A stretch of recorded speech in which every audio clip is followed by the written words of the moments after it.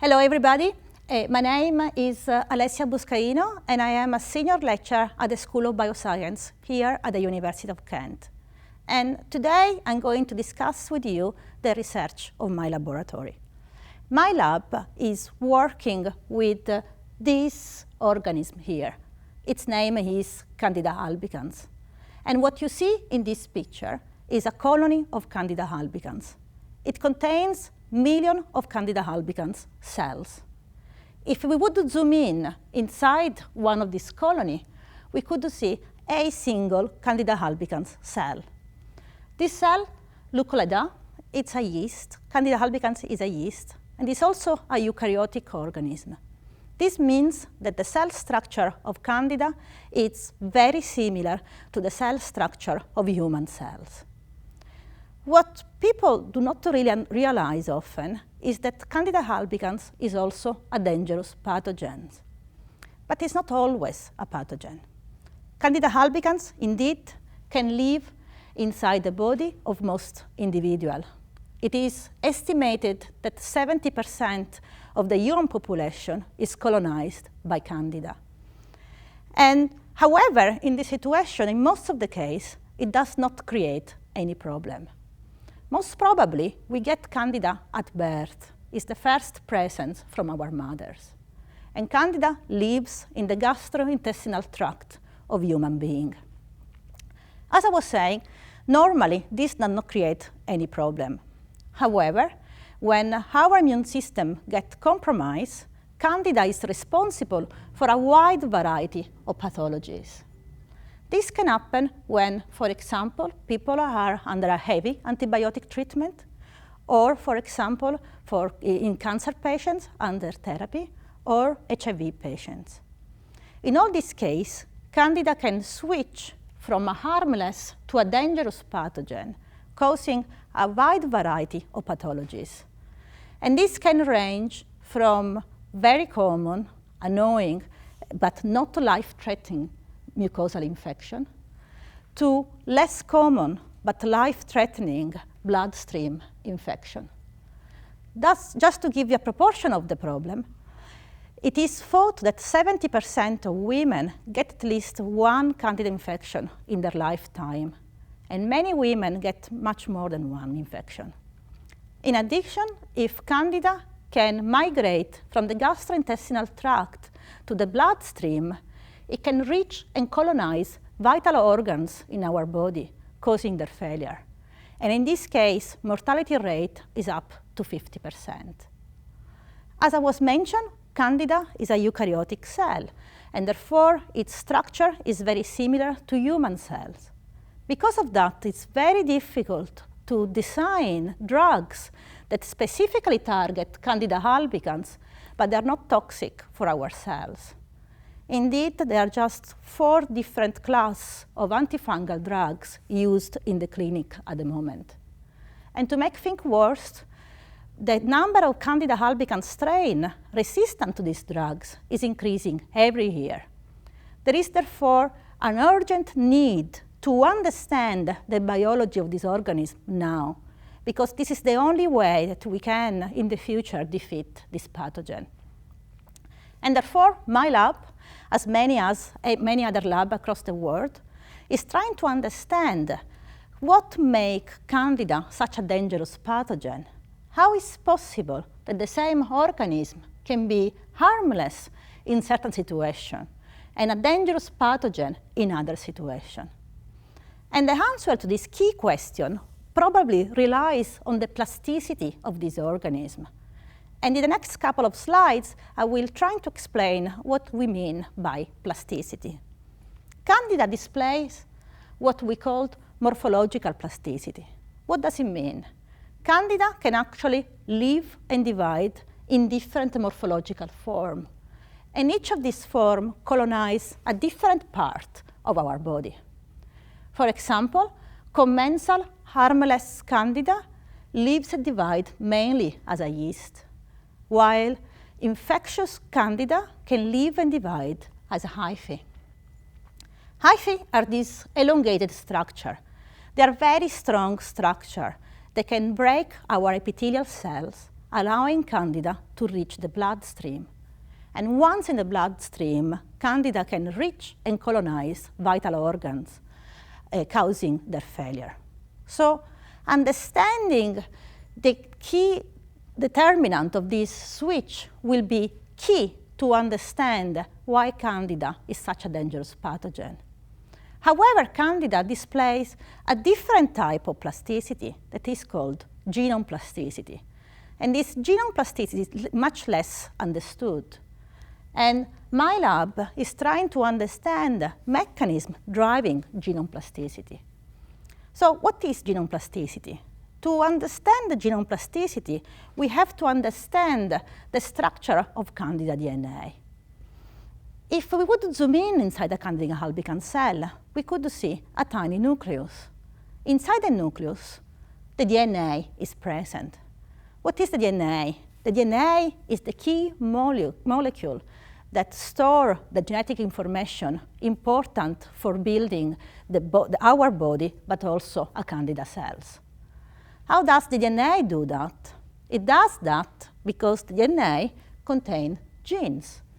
Genes are portions of the DNA that they are transcribed into RNA and translated into proteins. And the proteins are the building blocks of a Candida albicans cell. Candida contains many genes, contains roughly 12,000 genes. And these genes are found not in one single DNA molecule, but the Candida albicans DNA is split into different chromosomes. So chromosomes contain different DNA and therefore different genes. Candida contain 8 different chromosomes, that they are different because of their size. And Candida also is a diploid organism, meaning that each chromosome is present in 2 copies. In the lab, we can easily see this chromosome and their different size by performing a technique called chef gel electrophoresis. And as you can see here, thanks to this technique, every single chromosome migrates as a band, this black band here, and they migrate differently depending on their size.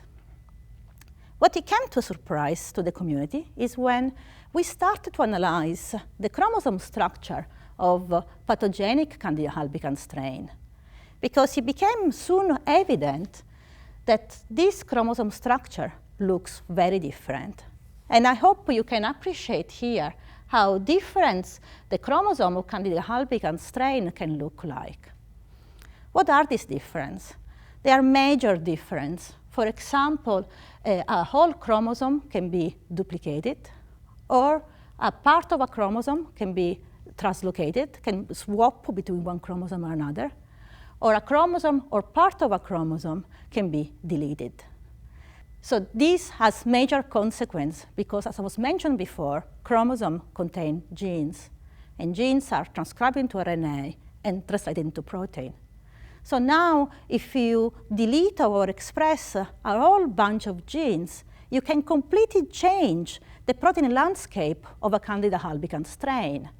And this can be key to develop a virulent trait or to develop resistance to anti-fungal drugs. And indeed, the Berman lab in Israel has clearly shown that overexpression of one chromosome is essential to develop resistance to antifungal drugs. What is surprising is that we know pretty much nothing about mechanisms driving this genome plasticity. And my lab is interested in understanding what these mechanisms are. And we do believe that to understand the mechanism of genome plasticity in Candida albicans, we have to understand the chromosome structure of Candida albicans. So we know quite a lot from study from other organisms how chromosomes look like. As I was mentioned before, chromosomes contain DNA. However, within a chromosome, the DNA is never naked, but is associated with a bunch of different proteins. One of these type of proteins are called histones. Histones are small globular proteins that have a very high affinity for DNA. There are 4 types of histones, H2A, H2B, H3, and H4. And they all have a very similar structure. They have a globular domain that binds DNA with high affinity, but they also have small unstructured tails that do not bind the DNA very, very strongly. However, those tails are essential for chromosome function. Indeed, those tails can be modified. They can be acetylated, phosphorylated, ubiquitinated, methylated. And this set of modification is essential to shape the chromosome structure and to shape their function. Indeed, different parts of a chromosome have a completely different function and structure depending on the histone modification. For example, regions of the chromosome called euchromatin have a specific set of modification on those histone tails, while heterochromatic regions of the genome have a completely different set of modification. Thanks to this modification, the function of euchromatin and heterochromatin is dramatically different. For example, euchromatic regions tend to be very active, meaning that genes inside the euchromatic region are transcribed into RNA and translated into protein, while heterochromatic regions tend to be transcriptionally repressive, meaning that genes inside the heterochromatin are not transcribed into RNA, and they are not translated into proteins. Euchromatin and heterochromatin also have a different function regarding genome stability. Heterochromatic regions of the genome tend to repress recombination. What does it mean? These heterochromatic regions tend to repress the chromosomal rearrangement that we were discussing before. Because of this key function, we think it is important to understand the chromosome structure in Candida albicans and to understand whether heterochromatin can repress genome instability. It was therefore quite surprising when I entered the field 4 years ago to realize that actually we know very little about chromosome structure and function in Candida albicans. And therefore, I decided to study heterochromatin structure and function in Candida albicans. And this is not really a trivial question, because in reality, if we look at the Candida genome, you realize that many of the proteins that are important for heterochromatin structure in other organisms are actually absent in C. albicans. There was therefore a possibility that heterochromatin did not exist in C. albicans at all. So in the last 4 years, my lab has put a major effort in understanding whether heterochromatin exists in C. albicans and whether its two major functions are conserved. We want to understand whether heterochromatin can repress gene expression and whether heterochromatin can block chromosome rearrangement. And to start with, we analyze heterochromatin structure and function in yeast cells. But in the future, we aim to understand heterochromatin structure and function also in Eiffel cell, the pathogenic form of C. albicans. To cut a long story short, in the last 4 years, we clearly show that the heterochromatin exists in C. albicans. It has the histone modification that are marking heterochromatic region. In addition, heterochromatin can repress gene expression. And what you see here is an experiment that one of my PhD students has performed.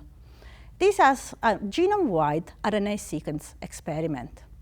In these experiments, we can assess gene activities of all Candida albicans genes in different Candida albicans strains. And we perform this experiment in wild-type cells and in cells that are deleted for heterochromatin, have no heterochromatin. And as you can see here, it is obvious that deletion of heterochromatin creates an upregulation of a whole bunch of genes that are located close to telomere. And thanks to additional work, we also have shown that actually telomere contain the histone modification that normally mark heterochromatin. So thanks to this study, we could conclude that the heterochromatin exists in C. albicans, and it does repress gene expression. In addition, in a subsequent study, we also have shown that heterochromatin can repress chromosomal rearrangement. To address this question, we have developed a system that allows to look at chromosomal rearrangement in Candida albicans. And again, we've done this experiment in wild-type cells and in cells here called SIR2 cells that they are deleted for heterochromatin. And as you can see, in the absence of heterochromatin, we see a dramatic upregulation of chromosomal rearrangements. They are much more at two different locations. Taken together, this data really clearly shows how that heterochromatin exists in C. albicans and has two conserved functions. First of all, it represses gene expression, but it also represses chromosome rearrangement. And therefore, is a key structure regulating genome plasticity in Candida. And as I was mentioned before, our future goals is to understand whether this structure changes in hyphal cells. Now, I just need to thank everybody that actually done the work, present and past member of the lab. My lab is also part of the Kent fungal group at the University of Kent, and I need to thank everybody at the Kent fungal group. I also have to thank funding that allowed this research to happen, the BBSRC, the MRC, the Royal Society, EMBO, and the University of Kent. And I thank you all for listening. Thanks a lot.